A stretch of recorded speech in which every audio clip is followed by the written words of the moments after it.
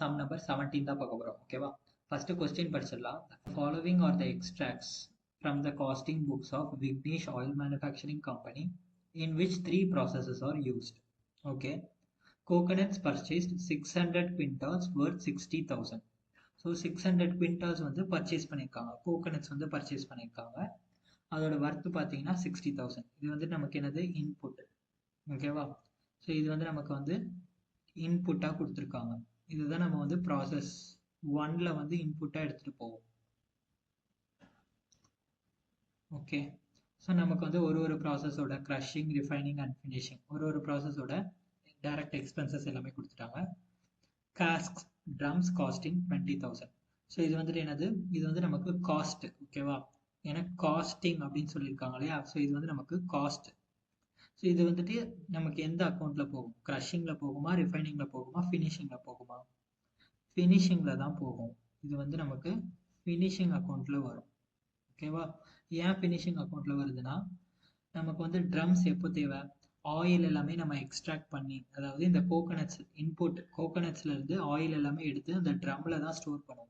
So அதை வந்து ஃபைனலாக ஃபினிஷிங் ப்ராசஸில் தான் அந்த ட்ரம்ஸில் வந்து ஸ்டோர் பண்ணுவோம். அதுக்காக ட்ரம்ஸ் வந்து பர்ச்சேஸ் பண்ணியிருப்பாங்க. அந்த அமௌண்ட் தான் இந்த 20,000. ஓகேவா? ஸோ இது வந்துட்டு ஃபினிஷிங் ப்ராசஸில் வரும்.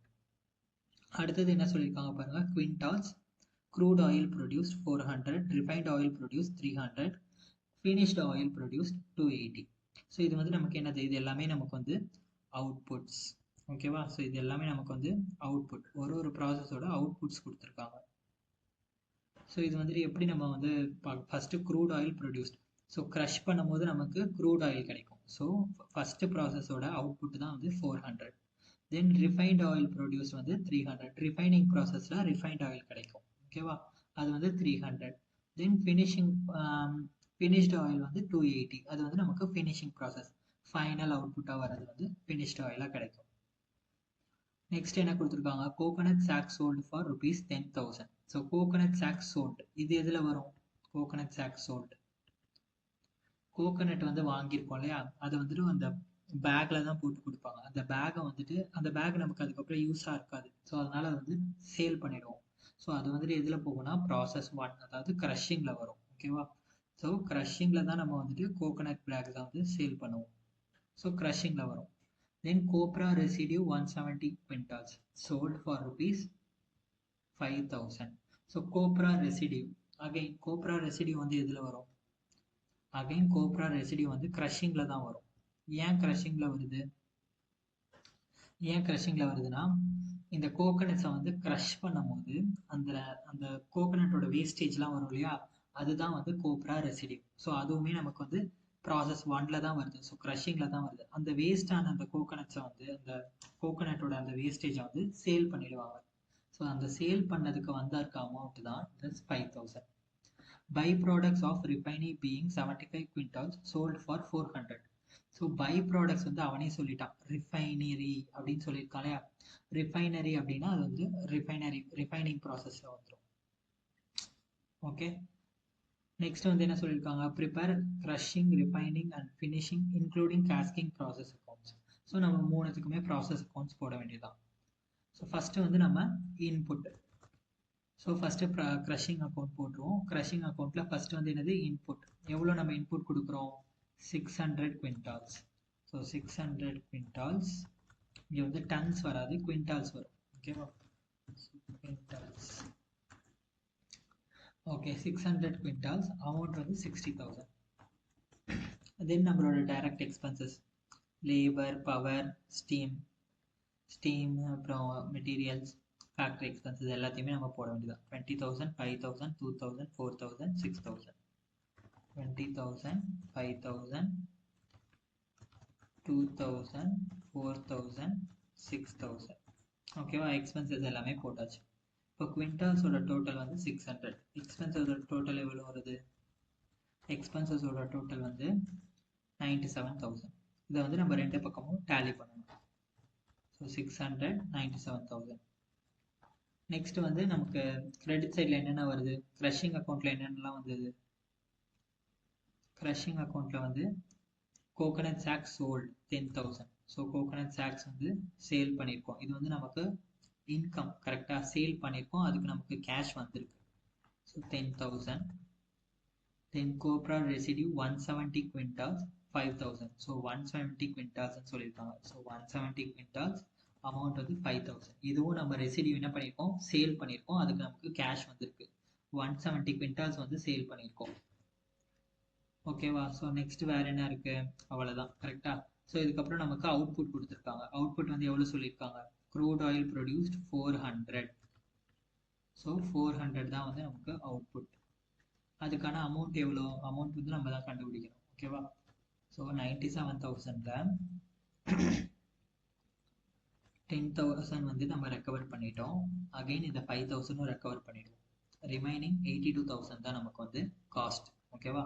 இந்த 400 குவிண்டால்ஸ்க்கு 82,000 தான் காஸ்ட். ஸோ இப்போ பார்த்தீங்கன்னா இங்கே வந்து நமக்கு அவுட்புட் வந்து 400 வந்திருக்கு. 600 வந்து டோட்டலாக இன்புட் கொடுத்தோம் ப்ராசஸ் 1ல், அதாவது க்ரஷிங்கில் வந்து டோட்டல் இன்புட்டாக எவ்வளோ கொடுத்தோம், 600 கொடுத்தோம். அந்த 600ல் அவுட்புட் வந்து 400 தான் வந்திருக்கு. அதில் 170 வந்து நம்ம ரெசிடியூவாக சேல் பண்ணிட்டோம். இப்போ மிச்சம் எவ்வளோ வந்து நமக்கு லாஸ் ஆயிருக்கு, 600. அதில் வந்து 400 அவுட்புட்டாக வந்துருச்சு. ரிமைனிங் 170 வந்து நம்ம சேல் பண்ணிட்டோம். ரிமைனிங் 30, இந்த 30 தான் வந்து நமக்கு லாஸ் ஆயிருக்கு. ஓகேவா? இந்த 30 தான் நமக்கு வந்து லாஸ். அதுக்கு அமௌண்ட் எதுவும் கிடையாது, இந்த லாஸ்க்கு வந்து எந்த ஸ்கிராப்புமே கொடுக்கல. ஸோ அதனால நம்ம அதை எம்டியாக விட்டுருவோம். ஓகே, ஸோ இப்படி தான் வந்து ரிவைன் ஃபர்ஸ்ட் ப்ராசஸ். இதில் வந்துட்டு இந்த அவுட்புட் வந்து என்ன ஆகிடும், நெக்ஸ்ட் ப்ராசஸ்க்கு வந்து ட்ரான்ஸ்ஃபர் ஆகிடும். அதுக்கு முன்னாடி நம்ம காஸ்ட் பர் யூனிட் கண்டுபிடிக்கணும். Total cost 82,000 divided by 400, 205. So 205 rupees per quintal. ஓகேவா? ஸோ 400 குவிண்டால்ஸு, ஒரு குவிண்டாலோட காஸ்ட் வந்து க்ரஷிங் ப்ராசஸில் வந்து 205. இப்போ வந்துட்டு ரிஃபைனிங் ப்ராசஸ். இப்போ ரிஃபைனிங் ப்ராசஸ்க்கு வந்து க்ரஷிங் ப்ராசஸ்லேருந்து எவ்வளோ ட்ரான்ஸ்ஃபர் ஆகுது, 400 யூனிட்ஸ், 400 குவிண்டால்ஸ், 82,000. இது அப்படியே ரிஃபைனிங் ப்ராசஸ்க்கு ட்ரான்ஸ்ஃபர் ஆகிடும். நெக்ஸ்ட் வந்து நமக்கு refining ப்ராசஸ்க்கான normal expenses 15,000, 3,000, 1,000, 2,000, 5,000. 15,000, 3,000, 1,000, 2,000, then 5,000. Okay, இப்போ நம்ம வந்துட்டு டோட்டல் பண்ண வேண்டியதான். இது வந்து 400, காஸ்டோட டோட்டல் வந்து 1,08,000. ரெண்டு பக்கமும் டேலி பண்ண வேண்டியதான்.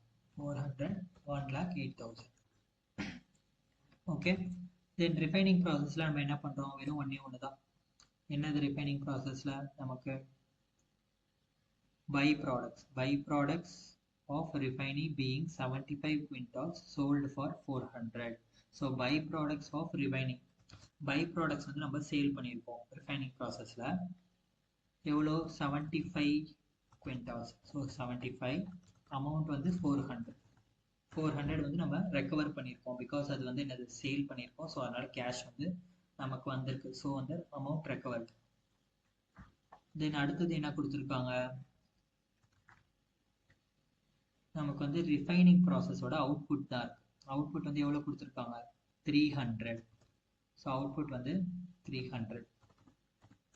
ஸோ நம்ம மொத்தம் 400 கொடுத்தோம் இன்புட்டாக. கரெக்டாக, ரிஃபைனிங் ப்ராசஸ்க்கு இன்புட் எவ்வளோ வந்தது, 400 டன்ஸ் வந்துச்சு. அதில் வந்து நமக்கு அவுட்புட் எவ்வளோ, 300 டன்ஸ் தான் வந்திருக்கு. அப்போ அந்த 100 டன்ஸில் 75 வந்து நம்ம பை ப்ராடக்ட்ஸாக சேல் பண்ணியிருக்கோம். இப்போ மிச்சம் எவ்வளோ வரணும், 25 வரணும். கரெக்டாக, ஸோ 400 மைனஸ் 300 மைனஸ் 75. ஸோ 25 நமக்கு வந்து லாஸ் ஆயிருக்கு, லாஸ் இன் வெயிட்.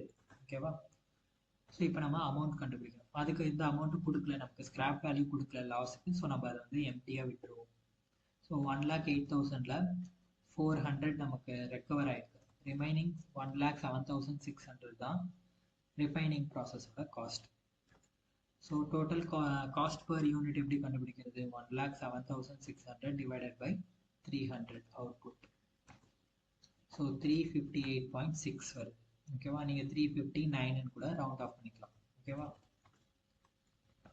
ஓகே, ஸோ இப்போ ரிஃபைனிங் ப்ராசஸ் முடிஞ்சிருச்சு. அடுத்தது ஃபினிஷிங் ப்ராசஸ். ஸோ ஃபினிஷிங் ப்ராசஸ்க்கு வந்து ரிஃபைனிங் ப்ராசஸ்லேருந்து எவ்வளோ ட்ரான்ஸ்ஃபர் ஆகுது, 300 டன்ஸ். ரிஃபைனிங் ப்ராசஸோட அவுட்புட் 300 டன்ஸ். காஸ்ட் வந்து 1,07,600. தென் ஃபினிஷிங் ப்ராசஸோட எக்ஸ்பென்சஸ். ஃபினிஷிங் ப்ராசஸ்க்கு எவ்வளோ எக்ஸ்பென்ஸ் கொடுத்துருக்காங்க? 10,000, 1,000, 500, 1,000, 3,000. 10,000, 1,000, 500, then 1,000, 3,000. இதெல்லாம் இன்னொன்று எக்ஸ்ட்ராவாக வரும். என்னது? ஃபினிஷிங்கில் வந்து காஸ்க்ஸ், அந்த ட்ரம்ஸ் சொன்னாலையா, ட்ரம்ஸ் பர்ச்சேஸ் பண்ணது 20,000, அதுவும் நமக்கு வந்து ஃபினிஷிங் ப்ராசஸ்க்கு தான் வரும் 20,000. ஸோ இப்போ நம்ம டோட்டல் காஸ்ட் வந்து கண்டுபிடிக்கணும். டோட்டல் பண்ணுங்க எல்லாத்தையும். டோட்டல் பண்ணோன்னா நமக்கு வந்து 1,43,100 வருது. அவுட்புட் வந்து இன்புட் வந்து 300 டோட்டல். ஸோ இது ரெண்டு பக்கமும் டேலி பண்ணிடுவோம். 300, 1,43,100. தென் நமக்கு வந்து ஃபினிஷ்டு ஸ்டாக்ல வந்து எவ்வளோ அவுட்புட் கொடுத்துருக்காங்க? 280. கரெக்டா? 280 தான் நமக்கு வந்து அவுட்புட்டாக வந்திருக்கு.